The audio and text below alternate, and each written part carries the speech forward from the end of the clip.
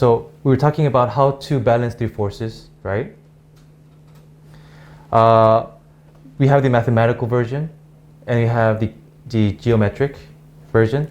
And the way we do it is, let's do the algebraic, the mathematical first, right? So we know this force, we know this force. We're trying to find force F1, and we're trying to find this angle, right? So basically, we're given two of the three vectors and told, find what vector is going to cancel these out. Okay, so let's cancel out the vertical components. So let's put in green vertical components. Vertical. In the vertical side, you're going to have this, right? It's going to be sine of 37 times F3. And this is going to equal F2. And we're ignoring directions for now. They're going to be equal because they're equal magnitude. And this is the equation for the vertical side.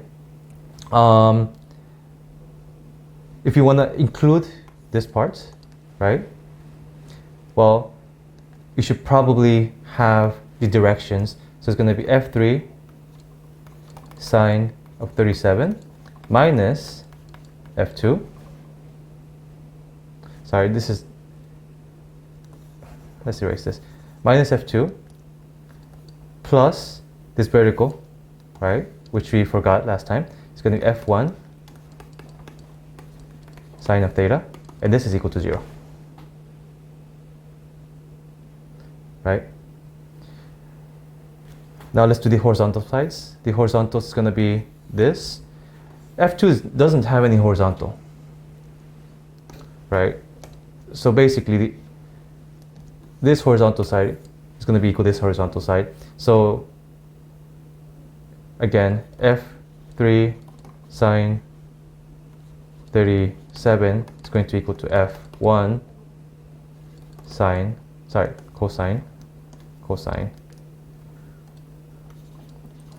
37. F1 cosine 37. Okay, so what does this give us? Well, we already know, not cosine 37, cosine of this angle. So what do we know now? Now we have two equations and two unknowns. So if you have done algebra, you should probably be able to solve this, right? If you haven't, well, let's see what you can do. You should probably make both equations equal to F1, substitute, and you have a trigonometric equation, right? So if we tried this, let's try the verticals first. You should probably make this equal to F1 like we said. So F1 is going to equal to F2 minus F3 sine 37 divided by sine of theta.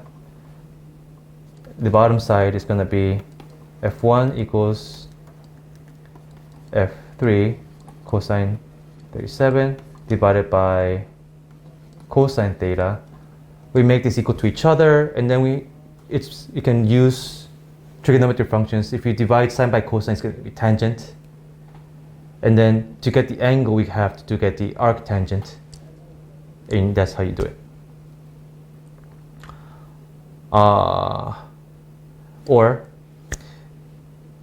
the second way we could do it is we are able to calculate the magnitude of this horizontal, right?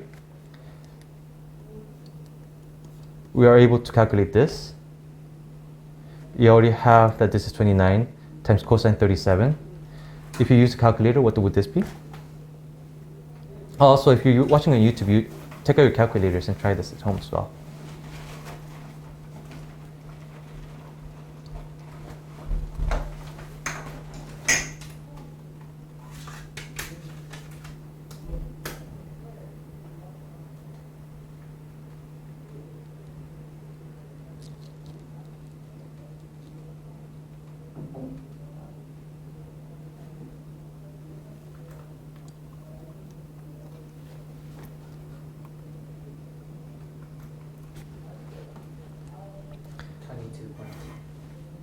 22 point. Oh, no, F3. So yeah, this one, 22.2, right? So this is 22.2, therefore this must also be 22.2 because they're equal in size, right? What is the vertical? It should be sine 37.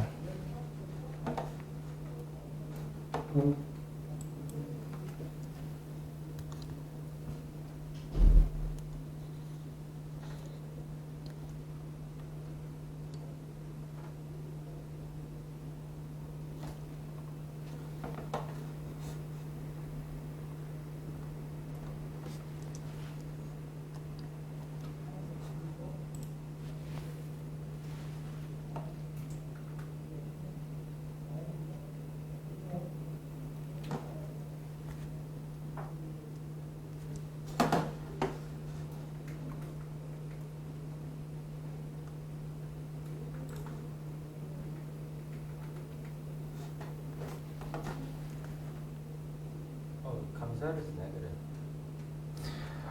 Sine 37? Okay, so if you're watching on YouTube, try to calculate 29 times sine 37. What you probably did is you have it in radians, maybe.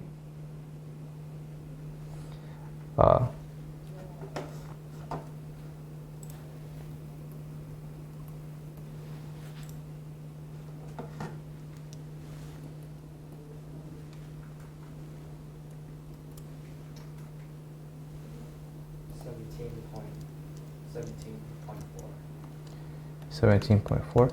Could you check the horizontal as well, that it's not in sine or radians? 23.9.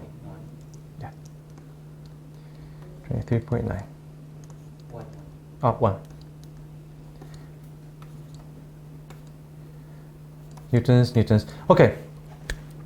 You have the vertical, you have the horizontal, so you could probably use,